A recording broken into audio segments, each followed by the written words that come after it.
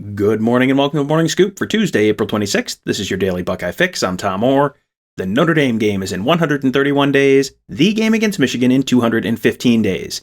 The advent of the one-time transfer exception has helped turn the college football hot stove season into a very busy time. Since the end of last week, the Buckeyes have seen a pair of defensive players hit the transfer portal. It's possible there will be more transfers from Ohio State. It is likely there will be many more transfers across the country between now and Sunday. Kevin Noon, the host of the Big Me Kickoff podcast, is my guest this morning. Kevin, thanks for being here. Absolutely, anytime. So right before we hit record, I was all ready to start the show with explaining why Sunday is a big deal. We're going to get to why Sunday's a big deal in just a minute, but first, have some breaking news, which is not really breaking by the time you're listening to this, but it's breaking when we are recording this. There is a football schedule change for 2023 that you just confirmed. Will you let people know what's going on with the Ohio State football schedule for next year? Yeah, this is a 2023 change. Mark your calendar, September 9th. Youngstown State will be coming to Ohio Stadium to play Ohio State. Off from the schedule, San Jose State. I spoke to a university spokesperson who confirmed with me that both Ohio State and San Jose State mutually decided to cancel the series. This isn't in flux. This isn't moving. The series, the one-game series that was supposed to take place in 23 at Ohio Stadium is off. So Ohio State needed a replacement, and that's Youngstown State. So that joins a non-conference schedule that also has Ohio State going to Notre Dame and Western Kentucky coming to Ohio State. There's some confusion out there about what the Big Ten's policy is about FCS opponents. You know, I've seen I think you're advised not to schedule them, but also when you have a cancellation or 16, 18 months in advance and schedules are signed 7, 8, 9 years in advance, I think that there's a little bit more of an allowance to be able to go and do what you need, because it's going to be really hard to find somebody to fill. But once again, early September, you're going to see Youngstown State coming to Ohio Stadium, 2023, Buckeyes and Penguins. Yeah, this will not be the first time those two teams have played. And, you know, it's weird. It feels like, you know, the Big Ten was going away from FCS games. I was playing one of the Dakota teams this year. I think it's South Dakota State, but, you know, it is not, you know, they sort of said, you shouldn't do this anymore, but a whole bunch of people are doing it. Notre Dame just recently, for the first time in history, scheduled an FCS opponent. So it's going away, except maybe it's not. And yes, the caveat you applied there, this is real late in the process for, you know, on football scheduling terms anyway. So look forward to a visit from the Penguins sometime next year. It'll be a while before we're counting down to that one. One date we are counting down to is May 1st. That is Sunday. And, you know, talking about the transfer portal, we're going to get into some basketball transfer portal news a little later on in the show. We're going to start with the football transfer portal news, and that's the date that's what May 1st, Sunday, is an important date for. Before we, you know, can you explain the significance? What happens on Sunday on May 1st in terms of the transfer portal that's going to drive a lot of action this week? Exactly, and I'll preface by saying the NC2A reserves the right to change its mind at any time, change the rules, but the way the rules are written right now, you have until May 1st to enter the portal and have the one-time exemption to where you can transfer and be immediately eligible. That doesn't mean you have to exit the portal. That doesn't mean you have to find a school, but you have to start the process. You have to have the paperwork in to be able to be eligible for that. Now, does that mean if there's no relief given that you can't enter the portal after May 1? No, but you would have to then get that NC2A waiver. And we certainly have seen the speed of a glacier that the NC2A moves at on some of those types of things. Ask Paulie Naote about that. You would have to get that waiver to become immediately eligible, or you would have to go back to the old system of sitting for a year. So we certainly are going to see a lot of kids having these decisions coming up. And this is for people that are playing either fall or winter sports. It has nothing to do with spring. So you're going to see it for basketball too, because both of these fall under the same deadline. So that is one of the reasons why you're seeing kind of a flurry of activity right now in the portal. A couple guys on the Ohio State defense have entered the portal just in the last couple days, kind of to beat that deadline perhaps. The first of them was defensive end / defensive tackle Noah Potter. He's someone who kind of fit the traditional profile of a guy who was at least, you know, might at least be thinking about transferring, where he missed a bunch of time last year with injuries and had a pretty serious eye issue that he had to get surgery for. And then, you know, seemed like he was maybe a little bit lower on the depth chart. You know, he's a very good player. You saw that in the spring game, but the path to the field was not going to be easy for him at Ohio State, it seemed like this year. No, he kind of follows his brother Micah, who transferred out from the basketball program, ended up going to Wisconsin. Noah certainly, came in with all of the accolades and whatnot, and injuries. Just part of the game sometimes. Then he had the severe eye injury that required a procedure, and it just never really was able to get it all put back together in a great timeline. He goes out, has a pretty good spring game. Certainly has some tape that he can sit there and send to other programs as he's looking for a new home, but. I think we can sit there and look at how Ohio State's defensive line has played and maybe have some questions about what have they done in terms of pressuring the quarterback. But for whatever it's worth, Noah Potter probably was not in the too deep really quite yet. Your time is ticking. You want to be able to play. Players want to play, and it just wasn't going to be there. And I'm sure he had to have those uncomfortable conversations with Jim Knowles and the coaching staff, and it was time to just make a mutual split. Well, and you mentioned he had to put together some real nice film in the spring game. He had some, was a real impact player in the second half of that spring game. But if you're playing in the second half of the spring game, you're not typically towards the top of the depth chart. Someone else who was playing a lot in the second half of that spring game, but also a bunch in the first half of that spring game, was safety Andre Tarantine. He was the other guy who transferred. That happened on Monday. Our buddy Dan Hope of 11 Warriors, God bless him, tracked the number of snaps that everyone played in the spring game and had Andre Tarantine over 100 snaps in the spring game, which is a crazy high number. Basically, no one played that strong safety position after Josh Proctor, except for Andre Tarantine. This was just his second season. He arrived last summer, so he hadn't even been on campus a full 12 months yet. This one, you can look at the depth chart and why there were so many snaps open to him during the spring game, but this one was still a little more surprising to me than Noah Potter leaving so early in his career. Well, and Ohio State's going to be playing three safeties, so it's like, well, there's that much more opportunity. Well, the problem is that when you've got guys like Court Williams and Josh Proctor and whatnot, and then you bring in Tanner McAllister from outside the program, and then you have the emergence of a true freshman like Kai Stokes, suddenly the room is getting a lot more crowded at that point.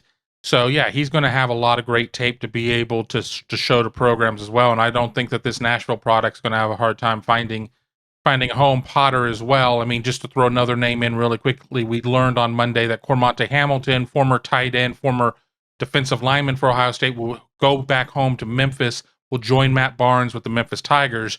But back to Tarantine, it just ends up becoming a numbers game. And while he was not a name that I necessarily had focused on, people that I thought that might be on the transfer watch list, it makes sense to me though too, and because a lot of it too, you're sitting there, you're not playing for the coaches who recruited you at that point. Maybe they have a different idea of what it is that they want in terms of body types and abilities out there, and just because you're transferring doesn't mean you can't play. It just means that maybe they don't see a fit for you, and I really think that's what ends up happening for Andre.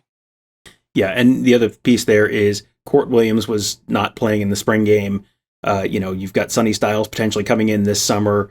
Josh Proctor was not really a full go. So there's more competition at that strong safety or bandit or boundary safety, whatever you want to call that position. There's more competition there than you saw during the spring game. So that's another little piece of that.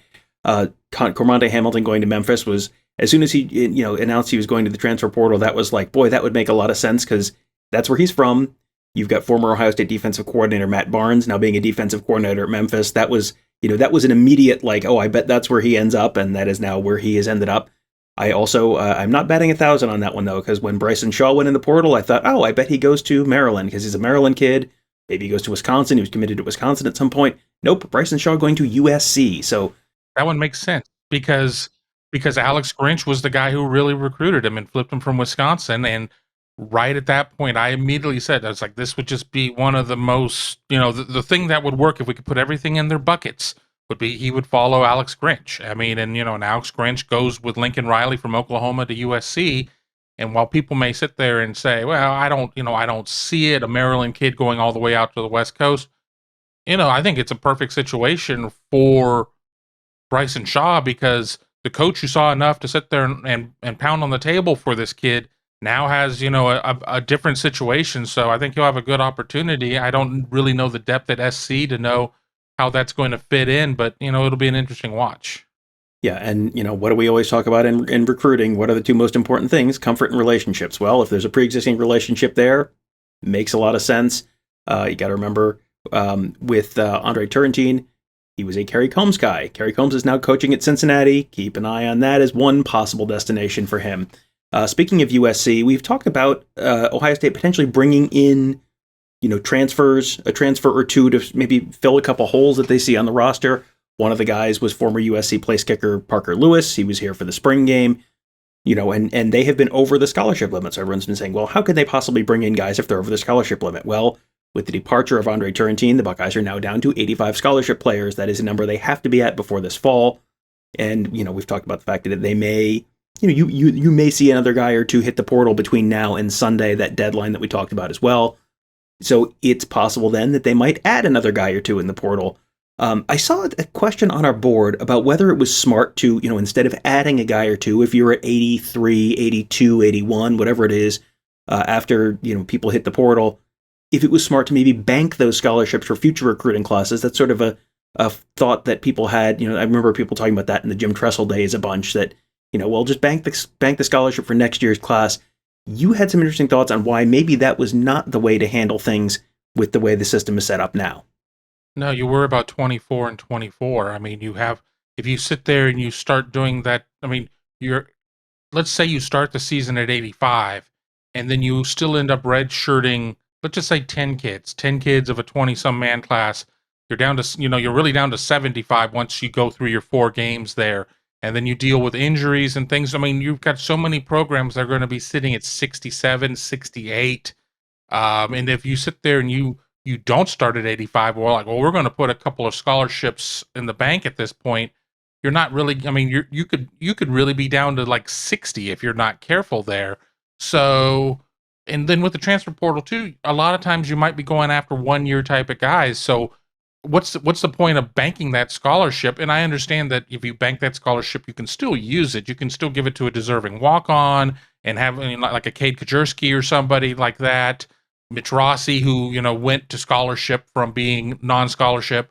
It's not like it's just sitting there dormant, but if you're bringing in a 1-year type of guy, use the scholarship there. There's no reason to necessarily make this decision to bank it. Recruiting has changed so much from Jim Tressel's days to Ryan Day's days.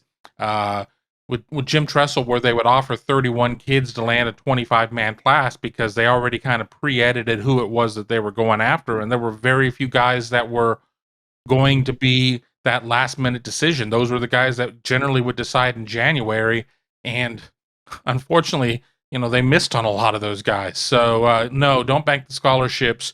They were able to get down to 85 without really batting an eye in terms of roster management. I think when it's all said and done, I think we could see them get down to 83, 82. That's just speculation. I'm not putting names out there. You can't unring a bell. It's not fair to anybody. But I don't think they're quite done with attrition yet.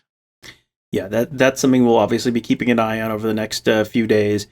And if you want to hear some ideas on, the types of players they might be looking at to bring in, if there are a few open scholarships available, in addition to Parker Lewis, Tony Gerderman and I talked a little bit about maybe some position groups where you might see them looking at bringing in someone if there are spots available. You can hear that on the Buckeye Weekly podcast episode that dropped on Monday. Talked a little bit about the Andre Tarantine departure, the Noah Potter departure, and also talked a little bit, answered some of your questions as well. We did a listener question show, so you can find that wherever you find this.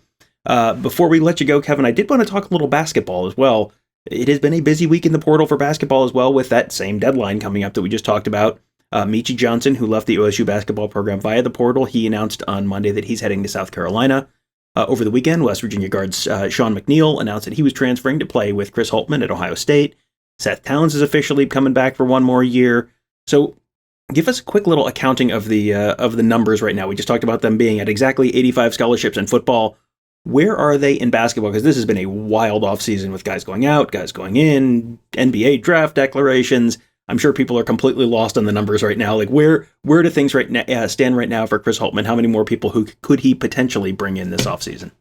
Well, let's start by saying you get 13 scholarships in men's basketball. They're sitting at 12 right now. And how that breaks down is they've got 5 incoming players, first year true freshmen. You have 5 returning players, and that includes Seth Townsend. That counts, so that's 10 right there. They have 2 transfers already committed to playing with Tanner Holden and Sean McNeil, so you're at 12. So that 13th spot is either Malachi Branham or it's another transfer. Well, shortly before we recorded this, I read a pretty good ESPN mock draft that has Malachi Branham going, I believe, 16 in the first round. I don't really know what the upside is for Branham coming back. I don't see a way that he plays his way into being a top 5 type of pick. So I would say I'm pretty confident saying he's going to be gone. So Ohio State's going to be able to go out and take one more transfer. Now there's going to be a big question. I think we can make an argument at various levels where this transfer needs to come from, whether or not he needs to be a point guard or somebody who can handle the ball, whether or not they need a big, whether or not they need more scoring, because I think one of the big things we saw last year is that Ohio State had 2 consistent scorers, and their names were E.J. Liddell and Malachi Branham. They've gone out and gotten 2 guys with Holden and McNeil that can score points in bunches. I think that that's what they're going to do. I think that they're looking to just say, well, we're just not going to be Purdue with all these 7-footers. That's just not our MO. We're going to play smaller. We're going to play it with shooting. We're going to play it with spacing. We're going to play it with defense. So I think that you're going to look and see maybe them looking something for like a 6'3", 6'5" type of guy. Whether or not they're a 2 or a 3 remains to be seen. I certainly would like to see somebody who could bring the ball up the court and run the offense, but it'll be interesting at that point. But yes, they're sitting at 12 right now. They can get to 13. I think that McNeil is somebody who's a really interesting study. He's somebody who can score points in bunches, but he is a little bit streaky in terms of what it is he's able to do. But the good news is you've got Holden and you've got some other guys that can score a lot of points. So it's not like McNeil is going to come in and they're going to be looking at him in a D'Angelo Russell, Dwayne Washington type of role. We're going to go as far as you take us. Well, that'll be fun to keep track of. I guess we'll they'll figure out what's going on with Malachi Branham. Then you figure out, do you have that extra spot or not? Then you figure out what you want to do with it. I'm sure Chris Holtmann and his staff are already hard at work at that. So that'll be interesting to keep an eye on. And then, as mentioned earlier, lots of football stuff, incoming, outgoing, all sorts of activity for what is supposed to be the offseason. Turns out there is no offseason. Who knew? And if you enjoy hearing Kevin talk about Ohio State football and Ohio State basketball, you would do well to subscribe to the Big Me Kickoff podcast. You can find that wherever you find this show, wherever you find Buckeye Weekly with Tony Grodeman and I, wherever you find Around the Oval with Alex Gleitman, or the Gives in the Bank podcast with Mark Givler and Bill the Bank Green. You can find them all wherever you're listening to this. Just search Buckeye Scoop to find all of them. You can subscribe right there. That way you never miss an episode. Plus, if you leave us a 5-star rating and review, it will help other folks find those shows who might enjoy them, and we would truly appreciate that. And so make sure you check out all of those great shows. And that'll do it for today. Thank you guys all for joining us. Have a great day. We'll talk to you tomorrow.